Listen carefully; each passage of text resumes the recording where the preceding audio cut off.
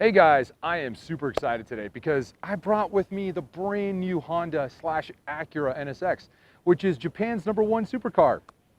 Sort of, because the Acura NSX is actually built here in the United States, in Ohio, if you can believe it, of all states, which is pretty amazing. So the question becomes, if you have similar money, should you opt for one of these or go for the traditional route with a Porsche GT3? Well, we're gonna go for a drive and answer that question. And we're gonna go do that right now.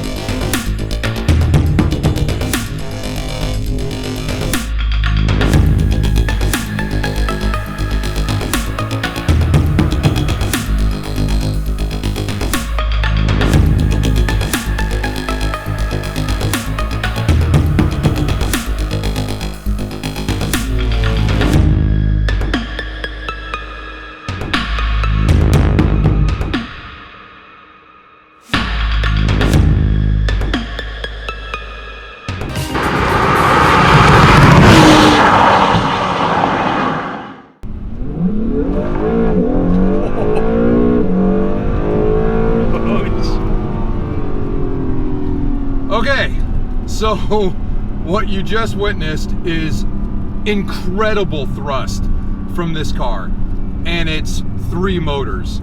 This car has a 3.5 liter twin turbo V6 and 2 electrical motors to also help.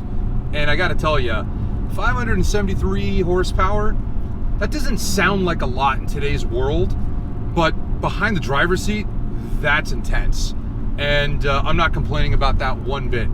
I will say though, it's a little scary. I feel like in this car, it's so much thrust that it really forces you to stay on your game.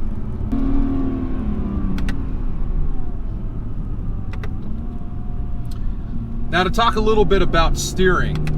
The steering is direct. I mean, it feels like a pretty quick ratio, which is great, especially in one of the 2 modes. This car has just a Sport mode and a Sport Plus mode. And with the Sport Plus mode, everything's just dialed up a little bit. You can hear more engine sound, and everything sharpens up. That's pretty common these days.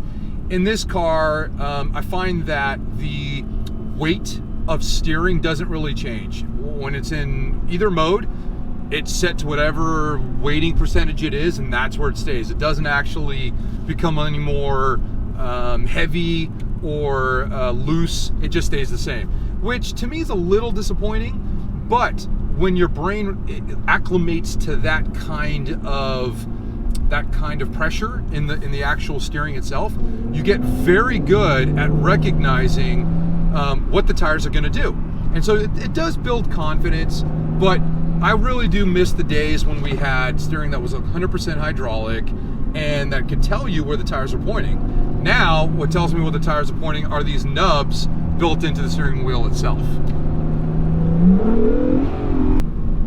All right, the handling. This car is all-wheel drive, and thank God that it is, because, well, number one, I think the handling's obviously improved, right?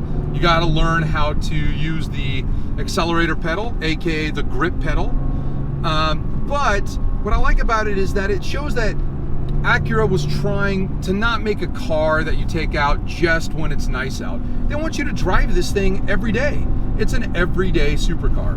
And whether it's raining outside or snowing, you can actually drive this, and it just feels like a really nice Honda Accord. I mean, that's really what it feels like. So, you know, they've got my my golden star of approval on that.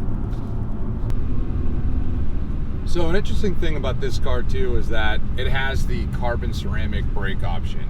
And if you've never driven on carbon ceramic brakes before, I mean, they're very expensive, and they hold up to abuse a lot more than traditional steel brakes do. And this car needs it, right? With all that power and all that thrust, I mean, you know, it needs to be able to slow down the car from really high speeds in short distances. And I think this car weighs right around 3,800 pounds, which, you know, oddly enough, for being a sports car, if you think about it, that's really not a light car. But because of the electric motors and the batteries that are on board, I think that's what gives it its extra weight. Now, mind you, the pro outweighs the con, right, in this particular case. So still a great package. Feels light on its feet, even though it's heavy, and I think it's a phenomenal car. So, talking about livability and practicality, this car has two trunks. A relatively small one in the front and a medium-sized one in the rear. Now, the rear, and I don't know if this is on all the NSXs, but I found that the rear gets pretty hot because it's so close to the engine. So maybe they added some more cladding or something to protect the trunk from the heat and other models. But I can tell you that it's actually pretty generous space in a supercar like this. So that's really great to see. And, you know, not just that, but I mean, the car is wide and low. I was totally terrified that I was going to be scraping everywhere coming out of driveways or parking places, you know, all these things. To be honest, I haven't done anything. I haven't scraped a lip. I haven't curbed anything. There's been really no indicator that this car is any more difficult to live with than a regular Camry, Accord, insert normal car here. And again, I'm just kind of amazed by that. The other car I have to quickly mention is the Nissan GTR. It's from Japan, it's all-wheel drive, it's a 3.5 liter V6 twin turbo with similar horsepower. You know, I don't think that's the leading supercar from Japan anymore. And I think that's because that car is so old now. I mean, I think the current GTR has been around for about 10 years. And sure, they've made some subtle changes and additions, and that's great, but there hasn't really been any more jump in innovation. And that's why, for me, I put the NSX above that. This car really is a great combination of technology and driving dynamics and practicality. All right, guys, so that is our drive in the 2016 brand new Honda NSX. You know, I got to give it some credit up front, which is it really did surprise me. I was expecting a fabulous car. I was expecting Honda reliability and everyday drivability. All of that is there, and then some. From a performance standpoint, this car takes 573 horsepower, almost 500 foot-pounds of torque, and makes it feel like a ton more.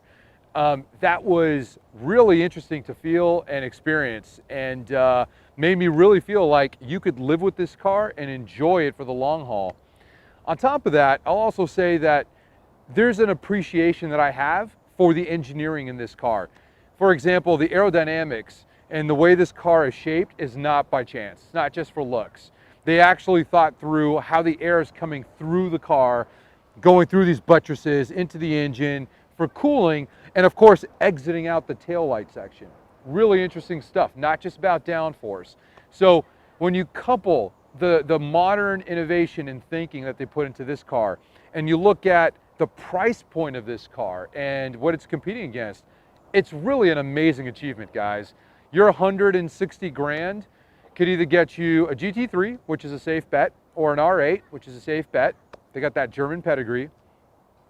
But it's not going to turn heads like this. This is a car that very rarely seen on the road, and I think there's value in that. It feels special. And also, just a nod to the old NSX from 1991. I mean, that car was also a jump in innovation, and I think Honda has accomplished the same thing in the modern day.